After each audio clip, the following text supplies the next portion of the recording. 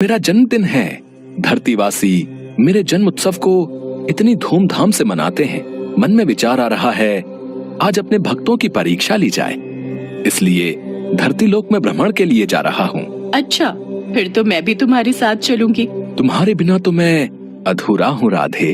भला तुम्हारे बिना मैं कैसे जा सकता हूँ? चलो अब तुम भी तैयार हो जाओ। कान्हा, तुम्हें ज्ञात है जन्माष्टमी पर भक्त तुम्हें छोटे बालक के रूप में पूजते हैं, इसलिए इस रूप में नहीं, हम छोटे बच्चों के रूप में जाएंगे। ये भी उत्तम रहेगा। राधा कृष्ण दोनों धरती लोक पर जाने ही लगे कि तभी कृष्ण के सारे सखा वहाँ आ गए। अरे वाह कान्हा, तुम्हारे जन्मदिन का आयोजन और तुम अकेले अकेले ही जा रहे हो। आज तो खीर पूड़ी पकवान मिलेंगे, हम भी तुम्हारे साथ चलेंगे। अब तो तुम सबको भी ले जाना ही पड़ेगा। ठीक है, चलो तुम सब भी मेरे जन्मोत्सव का आनंद लेने चलो। राधा कृष्ण और सभी सखा छोटे छोटे बच्चों के रूप में आ जाते हैं और धरती लोक में पहुंचते हैं। घूमते घूमते वे सब एक गांव में पहुंचते हैं। वहां पर सब जगह जन्माष्टमी की धूम थी। कन्हैया, मुझे तो बहुत जोरों की भूख लगी है, चलो न कहीं चलकर कुछ खाते हैं। हाँ, राधा बिल्कुल ठीक कह रही है। चलो ना कान्हा, सब मिलकर कहीं बढ़िया बढ़िया पकवान खाते हैं। मन तो मेरा भी हो रहा है। चलो वो सामने उस घर में चलते हैं। वहां लग रहा है बढ़िया बढ़िया जन्माष्टमी की सजावट हो रही है। मेरे जन्मदिन की खुशियां मनाई जा रही हैं। चलो सब चलते हैं। अरे अरे अरे, ये तुम सब कहाँ चले आ रहे हो? चलो हटो, बाहर जाओ। पता नहीं कहाँ कहाँ से आ जाते हैं। मैं भगवान कृष्ण के भोग की तैयारी कर रही हूँ, तुम लोग क्यों आए हो? हमें बहुत जोरों की भूख लगी है, कुछ खाने को दे दो। वाह, यहाँ तो पूरी हलवा सब्जी खीर, यहाँ तो बहुत कुछ है। अरे क्या बात है सुशीला, आरती का समय हो रहा है, अंदर आओ। बाहर क्यों खड़ी हो? हाँ हाँ, आ रही हूँ, दरवाजा बंद कर दूं। चलो बच्चों, यहाँ से जाओ। कान्हा, इन्होंने तो द्वार बंद कर लिया, अब हम क्या करें? हम सबको बहुत जोरों की भूख लग रही है। ये कैसी बात हुई? तुम्हारा ही जन्मदिन मना रहे हैं और तुम्हें ही कुछ खाने को नहीं दिया। अरे सुदामा, इन्हें थोड़ी पता है कि मैं वास्तव में कृष्ण हूँ। ये तो मुझे एक साधारण बालक समझ रहे हैं। कोई बात नहीं सुदामा, कोई तो होगा जो हमें इस रूप में भोजन देगा। चलो और कहीं देखते हैं। राधा कृष्ण और सभी बालक बालिकाएं कुछ और जगह पर भी गए, पर वहां भी आरती और पूजन चल रहा था। कहीं भी उन्हें खाने को कुछ नहीं मिला। वे चलते चलते थक गए।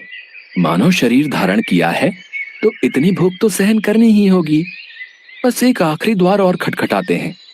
अगर यहाँ नहीं मिला तो हम वापस गोलोक चले जाएंगे। ठीक है कान्हा, चलो इस घर में ही चलते हैं। थोड़ी और खीर दे। तुझे जब पता था कि मंदिर में खीर का प्रसाद बट रहा है, तो तू थोड़ा ज्यादा नहीं ला सकती थी? माँ जी, मंदिर में बहुत भीड़ थी, बड़ी मुश्किल से नंबर आया, तो मैं बस ये थोड़ा बहुत ही प्रसाद ला पाई। अरे अम्मा, खा लो ना। वैसे भी खीर खाए कितना समय हो गया। मजदूरी करते करते हाथों में छाले पड़ गए हैं। हमारी तो ऐसी किस्मत ही नहीं कि हम रोजाना ऐसी खीर पकवान खा सके। हाँ हाँ बेटा, ये ले, तू और ले ले। थोड़ा प्रसाद बचा है, मैं खा लेती हूँ। माँ, हमें बहुत भूख लगी है, कुछ खाने को दे दो। ये लो, पहले ही थोड़ी बहुत खीर है, उसमें से भी ये बच्चे भी मांगने आ गए। कुछ नहीं है यहाँ, चलो जाओ यहाँ से। रुको माँ, मैं दरवाजा बंद करके आता हूँ। सुनिए, आज जन्माष्टमी का त्योहार है, भगवान कृष्ण का जन्मदिन। ये बच्चे उन्हीं के रूप में लगता है झांकी लेकर निकले हैं। हो सकता है इन्हें रास्ते में भूख लगाई हो। थोड़ी सी खीर है मेरे पास, इन्हें दे देती हूँ। ऐसे द्वार पर आए बच्चों को भूखा भेजना मुझे ठीक नहीं लग रहा। माँ ये लो, तुम मेरी खीर भी इसमें से ले लो, मुझे इतनी सारी नहीं खानी।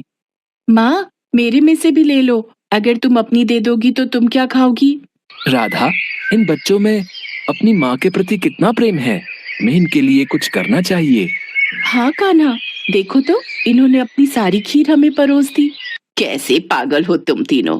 बताओ, अपने हिस्से की खीर इन बच्चों में बांट रहे हो। इतनी मुश्किल से तो ये थोड़ा प्रसाद मिला था। अब तुम दोनों बच्चे कान खोलकर सुन लो, मैं अपनी खीर में से एक भी निवाला नहीं दूंगी।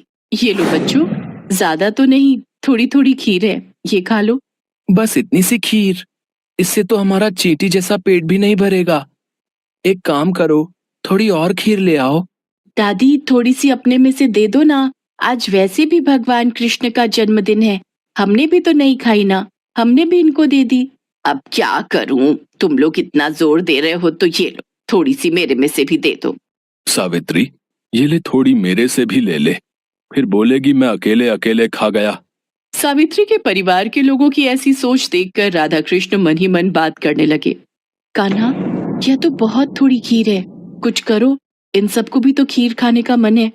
अगर हम ये सारी खीर खा जाएंगे तो ये लोग क्या खाएंगे? चिंता मत करो राधे, इस परिवार के सदस्य भूखे नहीं रहेंगे। हमने यहाँ खीर खाई है और मेरे जन्मदिन के उत्सव पर ये खीर ना खाएं, ऐसा हो ही नहीं सकता।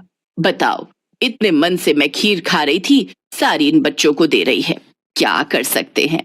दादी, खीर खाओगे? देख, मजाक उड़ा रहे हैं बच्चे। और दे खीर। अरे जब तुम्हें दे दी सारी खाने के लिए तो हम क्या खाएंगे, खाली बर्तन?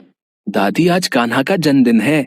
कान्हा को जब आप अपने हिस्से की खीर दे सकते हो तो कान्हा क्यों नहीं दे सकता?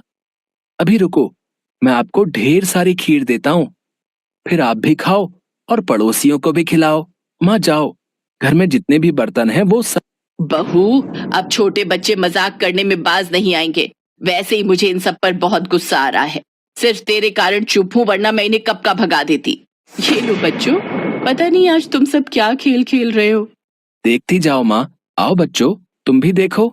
फिर क्या था, सावित्री बर्तन रखती जाती और कृष्ण जी उसमें खीर भरते जाते। देखते ही देखते सारे बर्तन खीर से भर